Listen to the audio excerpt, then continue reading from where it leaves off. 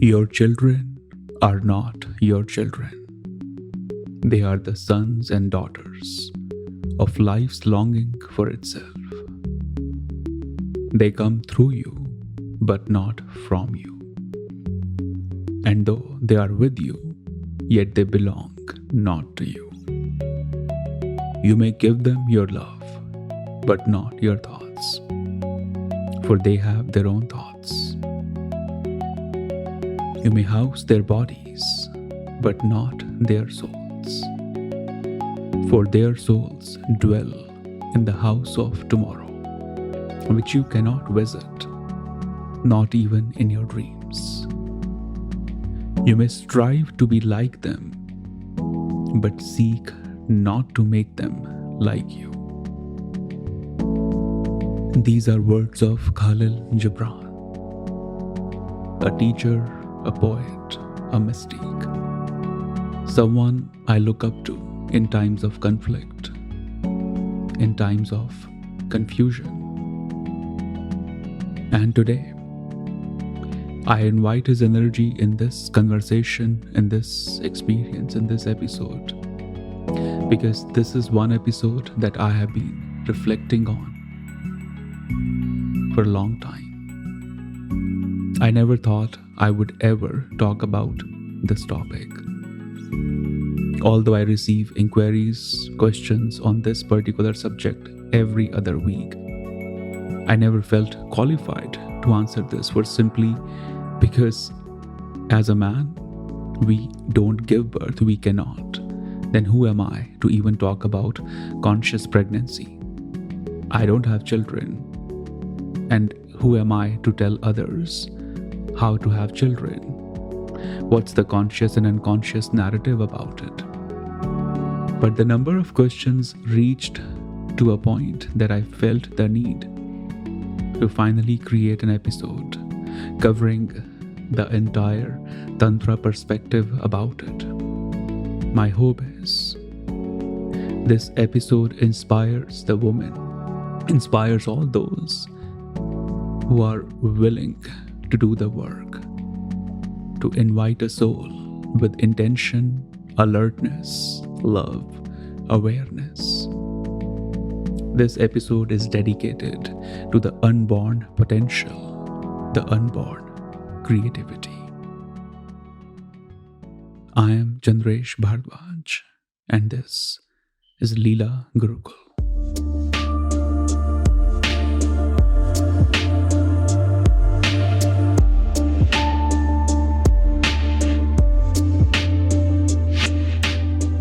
Namaste everyone. I hope you're feeling safe, grounded, relaxed, wherever you are. This episode is going to be sensitive in many ways. You may hear things that might make you uneasy. I may say things that might make me uneasy.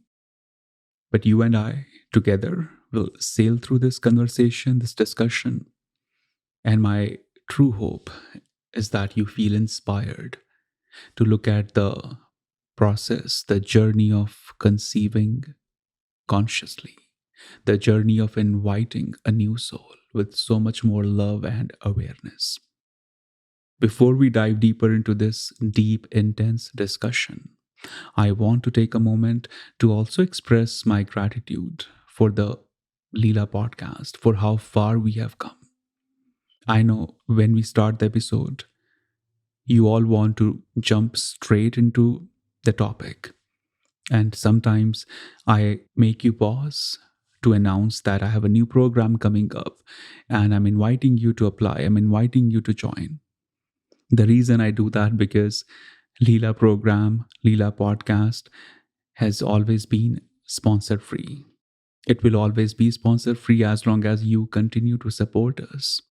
And the only way to support Leela podcast is through joining the Leela Conscious Meditation program for now.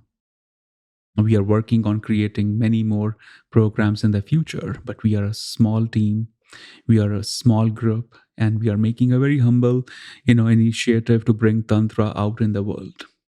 One of my dear students told me that, Chandresh, it's a great mission, but with a very bad business model because the business model of Tantra is very aggressive, very mainstream, very sexualized. And the way you are offering it is completely opposite. And there will be many challenges. And I have seen these challenges throughout my life. Way before I joined college, I've seen that challenge. And this is why I have so much gratitude that you have given this love, support, and acceptance to my work, to Tantra, to Leela.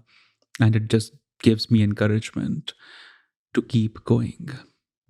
And if you have not observed or noticed, Leela universe is slowly and gently becoming the universe of divine feminine, the Devi consciousness. And I feel today might be a good day to share that Leela is going to dive much deeper into the world of divine feminine, the Devi consciousness. I've had my moments, I have had my self reflections, and debated how much I want to share and how much I want to hold back. And there have been many reasons, but good thing is, after discussion with my guru, my teacher, after hearing constantly from you guys that this is something you really crave to know more, the divine feminine, today I want to share it with a lot of happiness that Leela will be working harder, smarter, with more awareness to bring you the authentic teachings in the divine feminine. And the first step toward that will be the conscious meditation program starting in June. This cohort will be our most enhanced, most tantric, most focused on the divine feminine.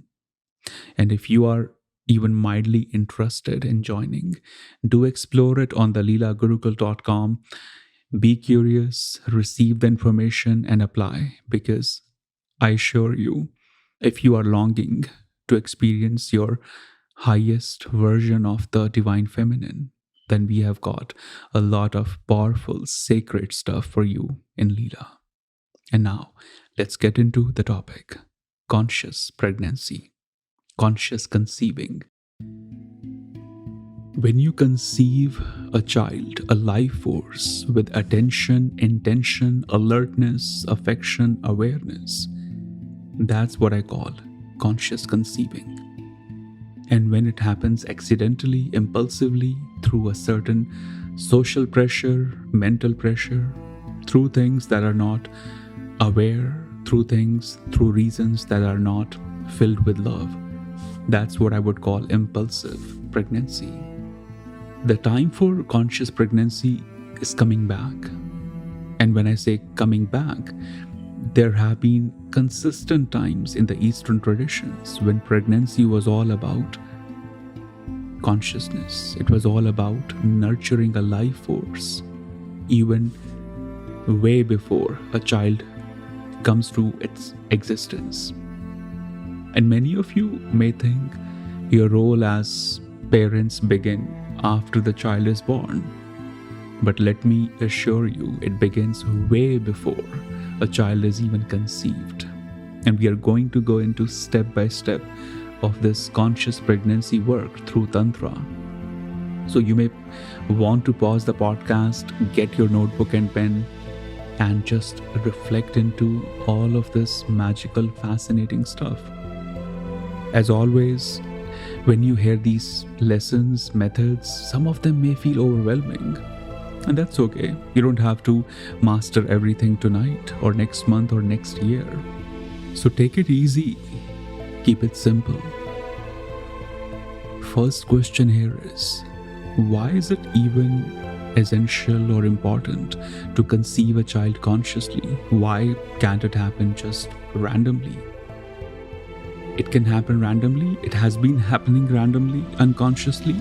And when that happens, you're really playing a lot of gambling there. There are certain situations when a child is conceived.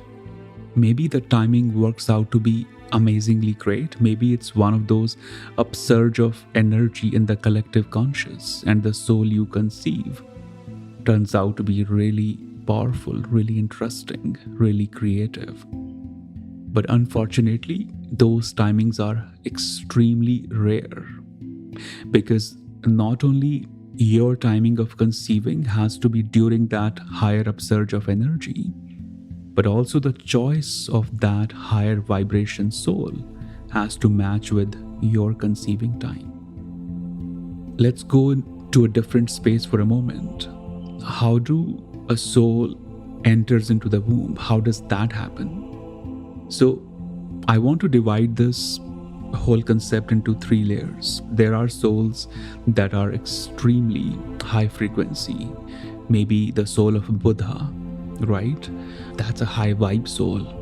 And then there are souls which are very low frequency. And when I say low frequency, there might be someone who had a very toxic life, very self-destructive life, maybe not educated enough, maybe a lot of drug abuse, a lot of emotional abuse, and they were just angry, unhappy, you name it, and it has happened to them. So an extremely tragic life. So that's a low vibe frequency, and then we have high vibe frequency such as Buddha, and then there is some middle frequency.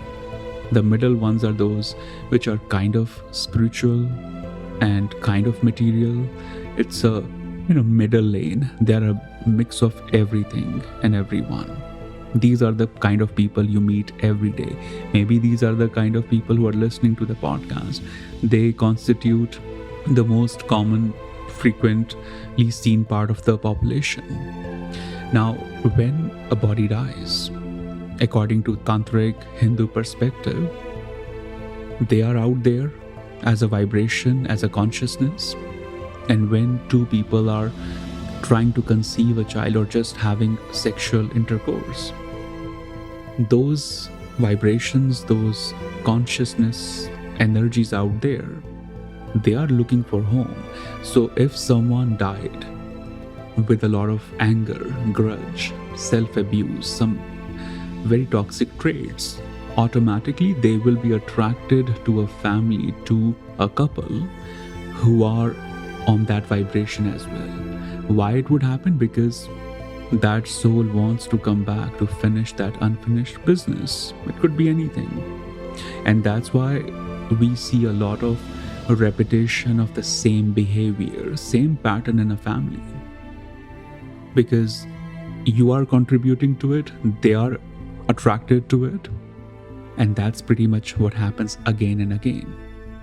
And the souls who are extremely low vibe and extremely high vibe, they are very interesting. They have something in common.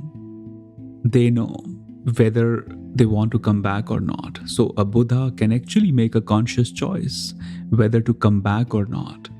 In fact, so much of the work of these high vibe souls, their work is toward not coming back. They don't want to come back to the same drama.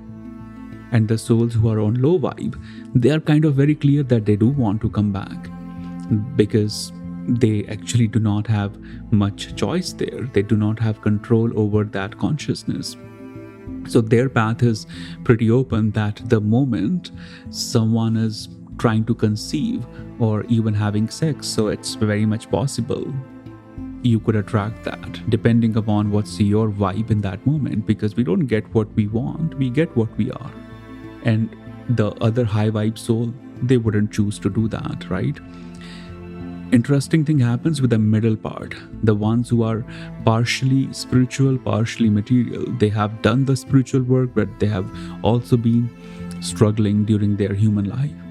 So these are the ones who keep struggling to come or not. And when you're trying to conceive, you're pretty much dealing with these 3 layers. If you are listening to this particular episode, my hope is you want to attract a very high vibe soul, because I personally feel if you wish to have children, if you wish to bring a life here, let's bring a life that could contribute to the collective consciousness, that could rise beyond the drama and circus of life. Someone who will not be here to go through the same struggle, the same pain and suffering that you have gone through. I will mention something about those who already have children, but this is specifically for those who want to conceive, who want to be pregnant at some point. So, while you may think the journey starts after a child is born, the most important part of the work actually happens way before a child is born. Imagine you have a seed that you want to plant. So, after you take care of the ground, you plant the seed, the plant starts to bloom, it becomes tree. So the moment seed is planted and the plant starts to come out of the soil, there's only little bit you can do with it, right? There's only so much you can do with it. And that's pretty much what starts to happen. If you play your cards right, you can manifest and invite a soul who will not only change their life or your life, but they will contribute to the collective consciousness of this society. How do you do that? How does that happen? It happens with one question: why? Always start with why. Why do you wish to conceive a child? Why do you wish to have children? I'm not sure if you have asked this question to yourself or you have discussed it among your partner or family. Based on my experience, the people I know who have children, who had children in the past 5 years, let's say, they are in their 20s, 30s, late 30s. When I ask them, why did you have children? They laugh because they actually think I'm joking. But it's a genuine question. Why did you have children? I see many of these parents very frustrated, angry sometimes. And I can see their anger also goes toward the children. And those children are just so innocent. They are just born. You should not be angry at them because you are the one who created the whole environment to invite them in here. So when you invite a guest, please do not impose your anger, your frustration on them. And if you are really that concerned, you should do the work before all of this happens. So those who are still thinking, still wondering, still interested, start with why. I know many cultures force, pressurize, or even threaten women to have babies, to have children. They believe a woman is nothing more than a baby-making machine.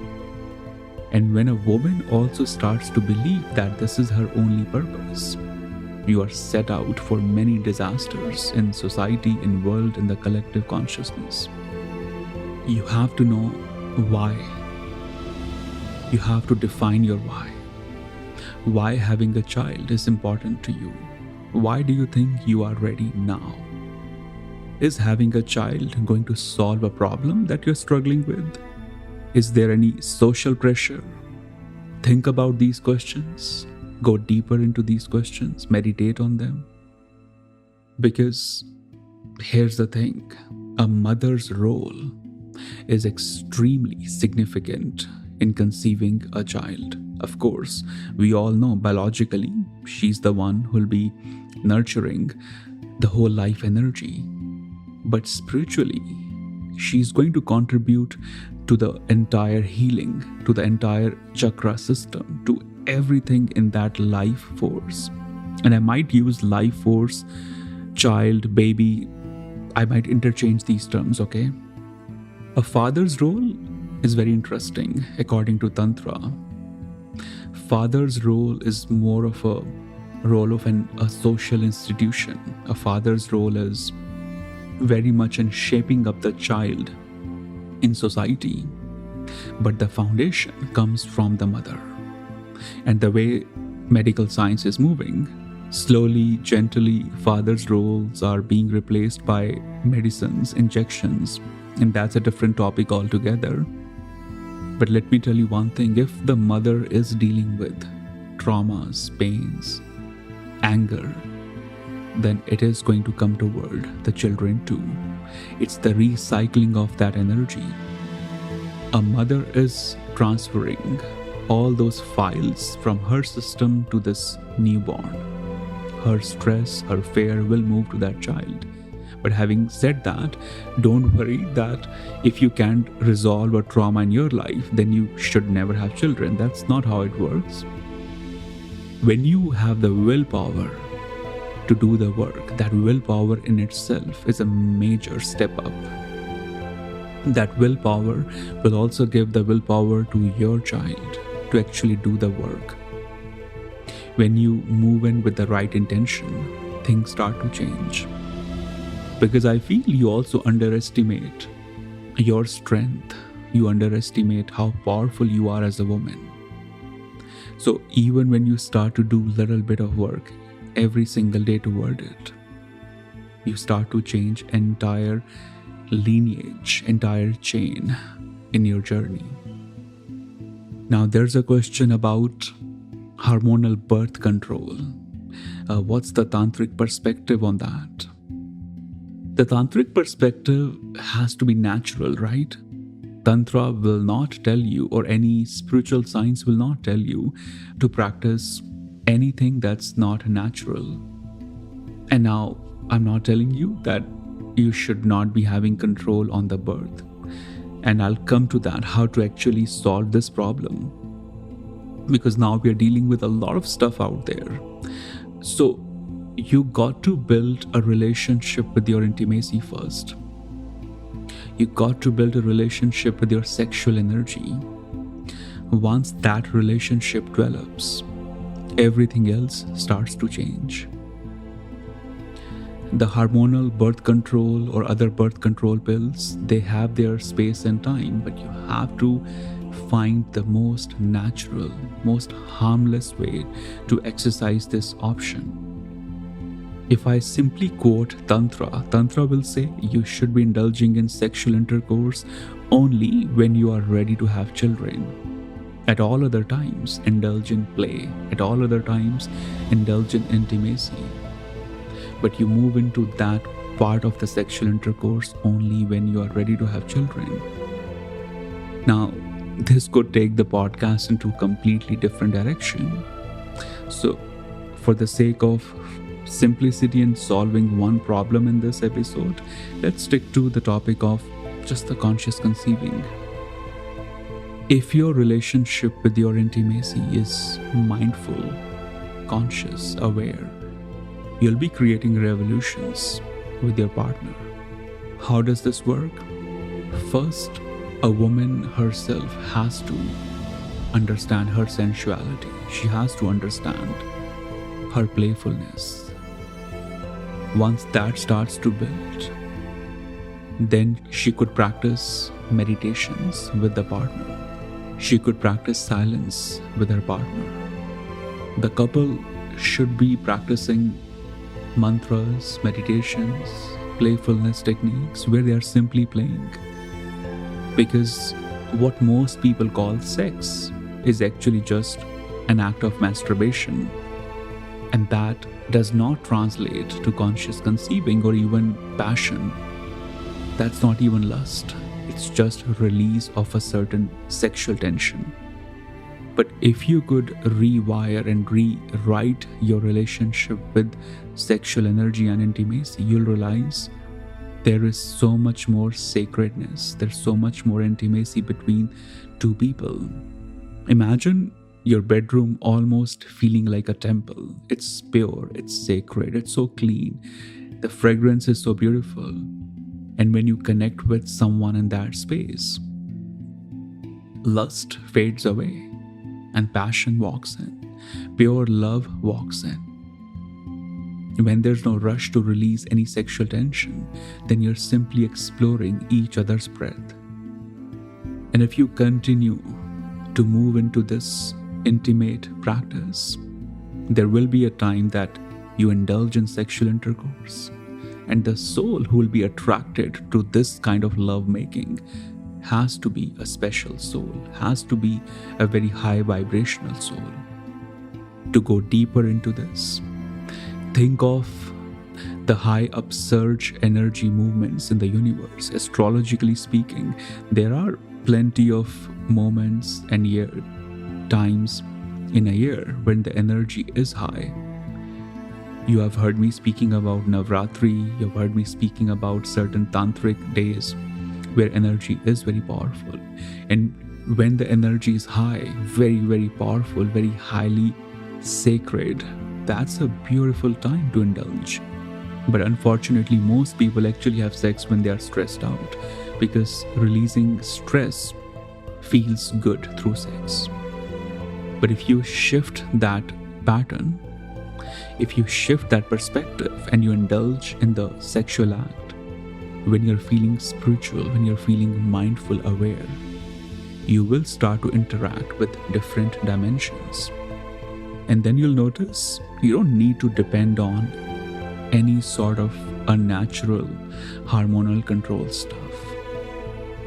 And you won't even have to try too hard to conceive. We're going through times of such intense anxiety, stress, and pressure that even to conceive a child, there is too much of pressure. I believe if you have to try too hard for something so beautiful, so natural, there must be something not going right. Take a step back. And when I speak to these women who have been trying too hard to conceive, I notice they are just exhausted, they're angry, they're disappointed, and they're made to feel ashamed of themselves. They're made to feel that they're not woman enough, they're not sacred enough, because they can't conceive a child. And do you think if this is the information you're receiving, you can conceive a high vibe soul? You cannot. That won't happen. So it all starts way before a child is born. You have to completely rewire your relationship with yourself. Understand your intimacy. Understand the language of universe. Understand when it's the high vibe out there. And I worked with plenty of people in this situation, and writing down intentional descriptive energy of your future child works powerfully well. Two people meditating together consistently works amazingly well. It's not that complicated as it sounds. It's actually very simple, very playful, and that's the problem, because we want a shortcut. We want a quick fix. If you give yourself a few months to rewrite your entire relationship with your awareness, your sexual energy, you are going to see significant changes. And once the initial foundation is built, then you go deeper using the right mantra, right intentions, indulging in the act of sex very differently, and indulging in it consciously, not impulsively, not every other day, not through a schedule, but through an act of playfulness. That's when things start to change. And then I assure you, your Ichha Shakti, the willpower, your willpower is going to invite a soul who has enough strength of their own to rewrite their destiny too.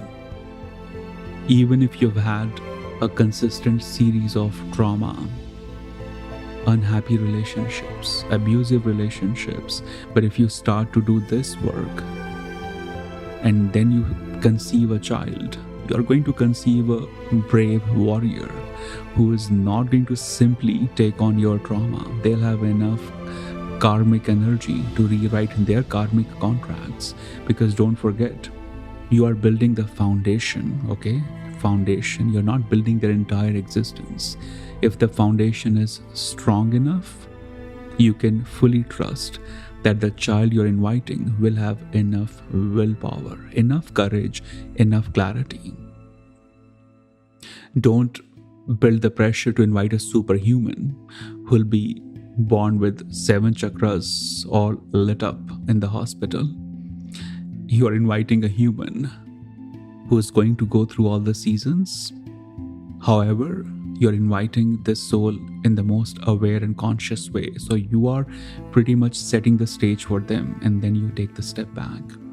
And I'm going to take just a few minutes to explain, to share to those who already have children, what do you do? Because you might be thinking, I already have children, so did I mess up? How can I fix it? If your children are under the age of 7, there's huge potential to change things with them. Remember, they'll not do what you say, they'll do what you do. So as you show up with awareness, with love, with compassion, you're going to change a lot of their journey. And if they are in between age of 7 to 12, there's still some good space, some good potential to work with them, to be their friend. And if they're beyond the age of 12, then just be their friend. The fact that they trust their friends more than you, that means something is wrong. So be their spiritual companion, be their buddy, be their friend, understand their pain, and release them from your expectations. And just try to understand their world and cooperate with it. Because to be honest, the more you interfere, the more rebellious they will become. And they already are setting up that stage for themselves. So you rather cooperate with their creativity, their potential, than interfering with them. I genuinely believe in the power of human consciousness, in the power of your third eye. You can rewire anything you wish to. That's Tantra. And for those who are ready to consciously conceive, I'm excited for you. This is going to be a very powerful, sacred journey within yourself. And may you conceive a Buddha consciousness. May you conceive a creativity, a potential that will bring light, love, strength to this world. That's all for today. Thank you for listening. And do share this podcast on your Instagram if you find it helpful. And if you have any questions, do write to me on my Instagram at cbmeditates. May the teachings of Tantra continue to guide you and heal you. And I hope Leela Gurukul helps you to unlearn the old and embrace the unknown mystical possibility unfolding for you.